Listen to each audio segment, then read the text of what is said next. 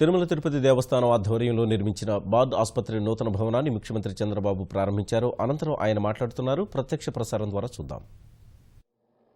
ఆ రోజు దీనికి రూపకల్పన చేశారు. ఈరోజు ఆ వ్యవస్థ మన రాష్ట్రంలోనే కాకుండా దేశంలోనే ప్రపంచంలోనే ఒక మంచి పేరు తెచ్చుకునే పరిస్థితి వచ్చింది. కొన్ని వందల మంది రోజుకైతే ఓపీలైతే 500-600 మంది ఓపీలు వచ్చే పరిస్థితి వచ్చింది. ఇంకొక పక్కన రోజుకు 20-25 మందికి ఆపరేషన్ చేస్తున్నారు. ఈ రోజు ఏదైతే అదనంగా వచ్చిన సౌకర్యాలు చూస్తే ఒక 42 కోట్ల రూపాయలు ఖర్చు పెట్టి అదనంగా ఈ పుండె కెపాసిటీ ఆపరేషన్ కెపాసిటీ డబుల్ చేశారు. అంటే దగ్గర 50 మందికి ఒకే రోజు చేసే పరిస్థితి వస్తుంది. దీనివల్ల చాలా మంది జీవితాల్లో ఒక విధంగా చెప్పాలంటే పెద్ద రిలీఫ్ వస్తుంది. ఒక నమ్మకం, ఒక విశ్వాసం పెరిగే పరిస్థితి వస్తుంది. హాస్పిటల్ చూసినా ఎక్కడ చూసినా స్టాండర్డ్స్ అన్ని ఇంటర్నేషనల్ స్టాండర్డ్స్ లో ఉన్నాయి. లోపల నేను ఆపరేషన్ థియేటర్స్ కూడా చూశాను.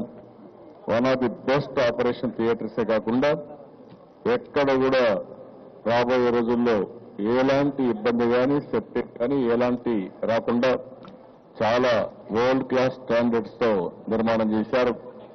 క్వాలిటీలో ఎక్కడ కూడా రాజీ పడలేదు. టెక్నాలజీ కూడా బెస్ట్ టెక్నాలజీ తీసుకొచ్చారు. అన్ని వసతులు కల్పించారు. ఇవన్నీ సాధ్యమేనంటే ఒక పక్క వెంకటేశ్వర స్వామి యొక్క దయ, ఆయన యొక్క ఆశీస్సులు, అదే సమయంలో డెడికేటెడ్ టీం. ఇప్పుడు జగదీష్ ఆధ్వర్యంలో అయితే ఒక డెడికేటెడ్ టీం రాత్రింబగళ్ళలో పనిచేస్తున్నారు. ఉదయం 5 గంటలకు వస్తే రాత్రి మళ్లీ సాయంత్రం 6 గంటలకు ఇంటికి పోయే పరిస్థితి వస్తోంది. వారిని మొదలుకొని ప్రతి ఒక్కరిలో కూడా ఆ యొక్క ఒక మేము కూడా చేయాలి, సమాజం కోసం చేయాలి అనే భక్తి భావంతో ఒక ఆదర్శప్రాయమైనటువంటి సేవాభావంతో ముందుకు పోతున్నారు. దీన్ని మనస్ఫూర్తిగా అభినందిస్తున్నాం. మామూలుగా ఇలాంటి సెంటర్లో అయితే ప్రైవేట్ కూడా ఇలాంటి సెంటర్స్ రావు.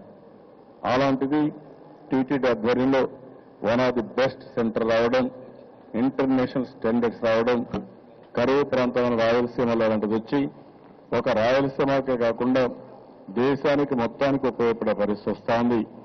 దీనికి నా ఆనందాన్ని, హర్షాన్ని వ్యక్తం చేస్తూ జగదీష్ గారిని, వాళ్ళ టీంలందరినీ కూడా మనస్ఫూర్తిగా అభినందిస్తున్నాను. మనస్ఫూర్తిగా ధన్యవాదాలు తెలియజేస్తున్నా. మీరు చేసే కృషి చూస్తే ఒక్కొక్కరిని మాట్లాడుతూ ఉంటే భగవంతుడి రూపంలో ఈరోజు వెంకటేశ్వర స్వామి రూపంలో ఈరోజు మాకు వచ్చి సహాయం జరుగుతోంది. ఇప్పుడు వారిని చూశారు. మామూలుగా నమ్మిన వ్యక్తి ఈరోజు టీటీడీ డ్రైవర్ గా కూడా పనిచేశాడు. అలాంటి వ్యక్తి ఈరోజు ఫ్రీగా నడవగలుగుతున్నాడు.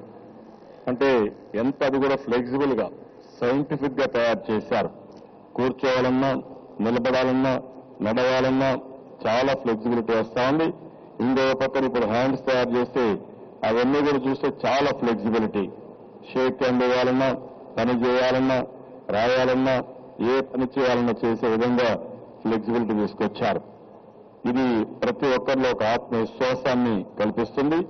రెండో పక్కన బ్రహ్మాండంగా ఒక నమ్మకం, ఒక ఆనందం, ఒక బాధ అనేది పూర్తిగా ఆయన మీరు చూస్తే నిన్నటి వరకు నేను ఎట్లా నడవాలి, వేరే వాళ్ళ సహకారం తీసుకోవడం, పరిగెత్తి లేకుండా పోవడం, నడవలేకుండా పోయే పరిస్థితి నుంచి ఇప్పుడు నేను కూడా అందరితో సమానంగా నడవగలుగుతున్నాను అనే అభిప్రాయానికి వచ్చారు.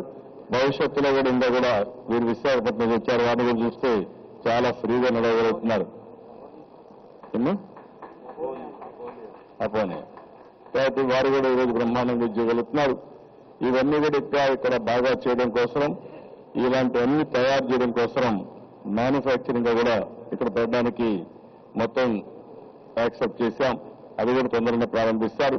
ప్రారంభించి ఈ కేంద్రం ఒక ఇండియాకే కాకుండా, ఏషియా కాకుండా ప్రపంచంలోనే one of the best centre of excellence గా దీన్ని తయారు చేస్తామని తెలియజేసుకుంటూ మరొకసారి ఇక్కడ పనిచేసే డాక్టర్లందరినీ ఒక మంచి ఆదర్శం కూడా నాకు ఒక క్యాంటీన్ చూపించి, ఈ క్యాంటీన్లో సూపరింటెండెంట్ దగ్గర నుంచి మామూలు అటెండర్ వరకు అందరం కలిసి ఇక్కడ భోంచేస్తాం, అందరం కలిసి ఇక్కడ పనిచేస్తున్నామని చెప్పారు. ఇది ఒక నూతనమైన సాంప్రదాయం, నూతనమైన కల్చర్ కూడా.